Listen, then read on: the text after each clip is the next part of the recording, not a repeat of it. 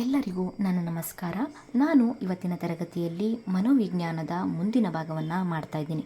ಇದನ್ನು ಮಾಡೋಕ್ಕಿಂತ ಮುಂಚೆ ಇಂದಿನ ತರಗತಿಯಲ್ಲಿ ನಾವು ಮನೋವಿಜ್ಞಾನದ ಶಾಖೆಗಳಾದಂತಹ ಶುದ್ಧ ಮನೋವಿಜ್ಞಾನ ಅಂದ್ರೇನು, ಅನ್ವಯಿಕ ಮನೋವಿಜ್ಞಾನ ಅಂದ್ರೇನು ಅಂತ ತಿಳ್ಕೊಂಡಿದ್ವಿ.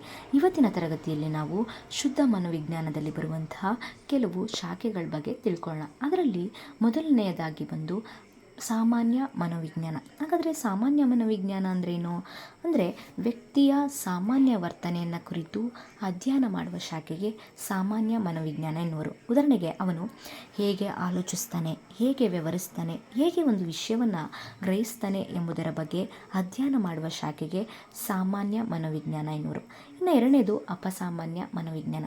ಅಪಸಾಮಾನ್ಯ ಮನೋವಿಜ್ಞಾನ ಅಂದರೆ ಈಗ ಭೂಮಿ ಮೇಲೆ ಸಾಮಾನ್ಯರು ಅಷ್ಟೇ ಇಲ್ಲ, ಅಪಸಾಮಾನ್ಯರು ಇದ್ದಾರೆ. ಅಪಸಾಮಾನ್ಯರು ಅಂತಂದರೆ ಈ ಬುದ್ಧಿಮಾಂದ್ಯವರು, ನರರೋಗಿಗಳು, ಈ ರೀತಿ ಸಾಮಾನ್ಯ ವ್ಯಕ್ತಿಗಳಿಗಿಂತ ಭಿನ್ನರಾದಂತಹ ವ್ಯಕ್ತಿಗಳ ವರ್ತನೆಯನ್ನು ಕುರಿತು ಅಧ್ಯಯನ ಮಾಡುವುದಕ್ಕೆ ಅಪಸಾಮಾನ್ಯ ಮನೋವಿಜ್ಞಾನ ಎನ್ನುವರು.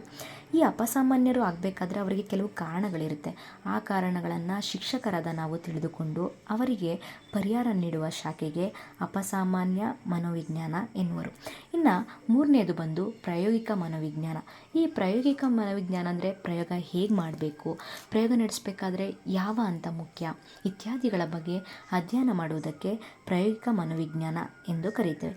ಈ ಪ್ರಾಯೋಗಿಕ ಮನೋವಿಜ್ಞಾನ ತುಂಬಾ ಇಂಪಾರ್ಟೆಂಟು. ಇದು ಮುಂಬರುವ ವಿಡಿಯೋದಲ್ಲಿ ಅತಿ ಹೆಚ್ಚು ಪ್ರಾಮುಖ್ಯತೆಯನ್ನು ಕೊಡೋಣ.